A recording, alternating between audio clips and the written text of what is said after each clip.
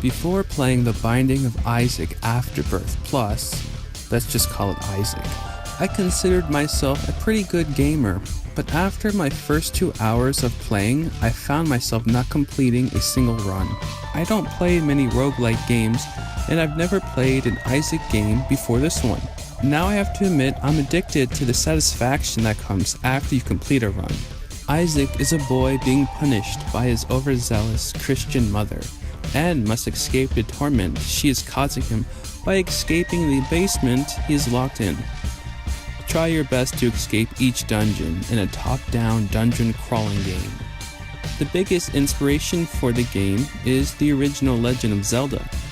And speaking of Zelda, check this out. The game comes with stickers and an instruction booklet, and it's a direct copy of the original Legend of Zelda booklet.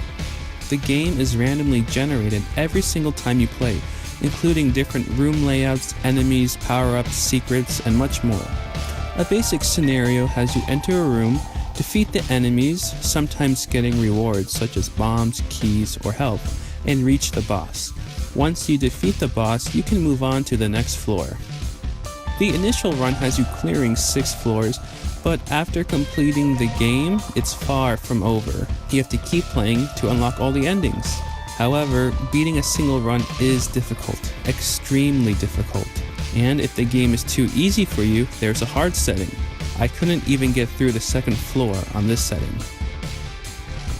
The game's difficulty is due in part to the randomness of the power-ups you can get.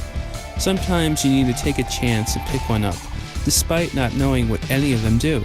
Sometimes they can be helpful, and other times they can hinder your performance. At this point, death is certainly unavoidable. The game plays as a twin-stick shooter. Left joystick moves and the right joystick shoots his tiers in basic up, down, left, and right directions. I found it easier to use the right Joy-Con's face buttons instead.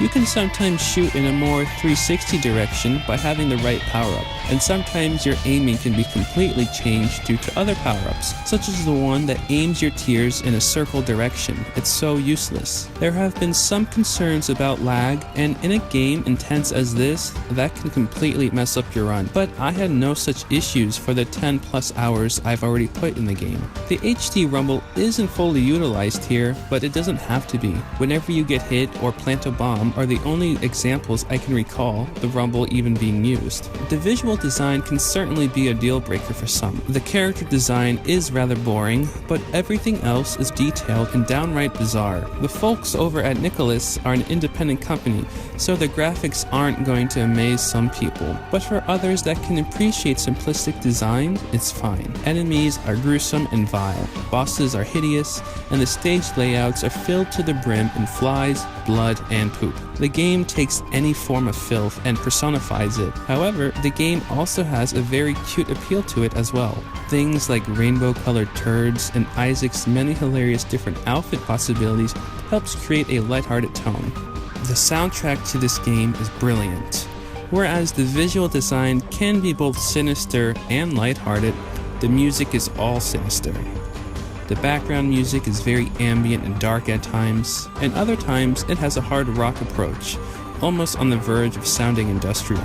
If the design of the game turns you off, I implore you to give the soundtrack a listen. As for the sound effects, they can get a bit repetitive. A lot of the enemies share the same noises and voices. The constant sound of tears splattering and bombs exploding can become bothersome too. I appreciate this game being available in a physical copy with extra goodies. It was a good incentive for me playing the series for the first time, and I'm glad I did. The dark yet humorous approach to the game really appeals to me, and the soundtrack is fantastic. There is a large learning curve for sure, and the many deaths you'll encounter can be frustrating as hell. But the feeling of completing a run is so rewarding and addicting. Daily challenges, multiple endings, secrets will keep you playing for hours to come. I would reward this game a perfect 10, but the brutality and frustrating downgrades you can encounter bring it down a point.